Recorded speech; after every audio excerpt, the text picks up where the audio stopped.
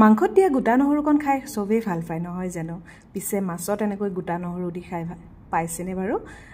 এনেকৈ এটা ধুনীয়া ৰেচিপি আপোনালোকৰ মাজলৈ লৈ আহিছোঁ খুবেই টেষ্টি হৈছিল আৰু প্ৰথমবাৰৰ কাৰণে বনাইছিলোঁ যদিও খাই বহুতেই ভাল পালোঁ মাছ 4 পিচ লৈছোঁ তাতে হালধি ৰেড চিলি পাউডাৰ নিমখ আৰু অকণমান ঘৰতে খুন্দি লোৱা জিৰা পাউডাৰ এনেকৈ মাছ কেপিচ মেৰিনেট কৰি মই 15-20 মিনিট মানৰ কাৰণে থৈ দিলোঁ এতিয়া কেৰাহী এখন গৰম হোৱাত তাতে মিঠাতেল দিলোঁ মিঠাতেলত মাছ কেপিচ ফ্ৰাই কৰি ললোঁ আৰু মাছ ফ্ৰাই হৈ থাকে মানে ইফালে বস্তুকেইটা যোগাৰ কৰি ললোঁ বিলাহী লগতে শুকান জলকীয়া দুটা পুৰি লৈছোঁ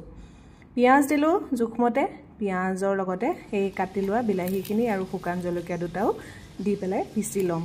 এতিয়া যেহেতু মিক্সাৰ বাটিটো সৰু হৈছে এই কাৰণে আধা পিচি ললোঁ আৰু তাতে বাকি থকা বিলাহীখিনি দি দিছোঁ তাতে দিলোঁ কেইটামান গোটা জিৰা গোটা ধনিয়া আৰু দুটামান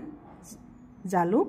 আৰু এইয়া একেবাৰে শেষত দিলোঁ 1 চামুচ কলা সৰিয়হ এতিয়া গোটেইখিনি মই পিচি লম ইফালে মাছ ফ্ৰাই মোৰ হ'বলৈ হৈছে আৰু এইয়া অকণমান মাছটো ফ্ৰাই কৰি লৈছোঁ এইয়া মাছখিনি কাৰি সেইখিনি তেলতে মই বাকি বস্তুখিনি ভাজি লম এইয়া প্ৰথমে দিলোঁ গোটা নহৰু দুটা তেজপাত দুখিলা লগতে দিলোঁ এটা শুকান জলকীয়া অকণমান কালজিৰাও দি দিছোঁ এইয়া এতিয়া এইখিনি লৰাই হলে যেটো বনাই লৈছিলোঁ পেষ্ট সেই পেষ্টটো দি দিম পেষ্টটো দি কম জুইত ভাজি থাকিম আৰু প্ৰথমতে অলপমান দি ভাজিলোঁ আৰু বাকি থকাখিনি তাতে পিছত দি দিলোঁ ভাজি ভাজি মছলাৰ পৰা তেল ওলোৱাৰ লগে লগে তাত দিম জোখমতে হালধি আৰু নিমখ যদি মছলাখিনি অকণমান কেৰাহীত লাগি ধৰা যেন লাগে তেতিয়া অকণমান পানী দি দিব এইয়া ভাজি আছো খুব ধুনীয়াকৈ ভাজিব লাগে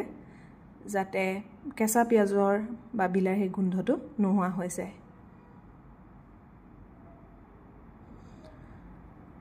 এইয়া এতিয়া মই পানী অলপমান উতলাই লৈছিলোঁ উতল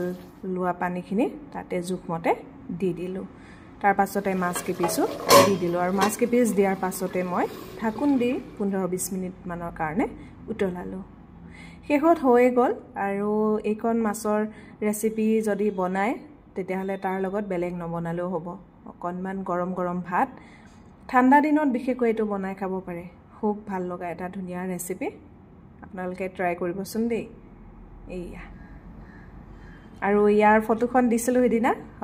অৱশ্যে বহুতে মাছ বুলি কৈছিলে কিন্তু মাছ নে মাংস ধৰিবই নোৱাৰি নহয়নে বাৰু আজিলৈ আহোঁ বাই বাই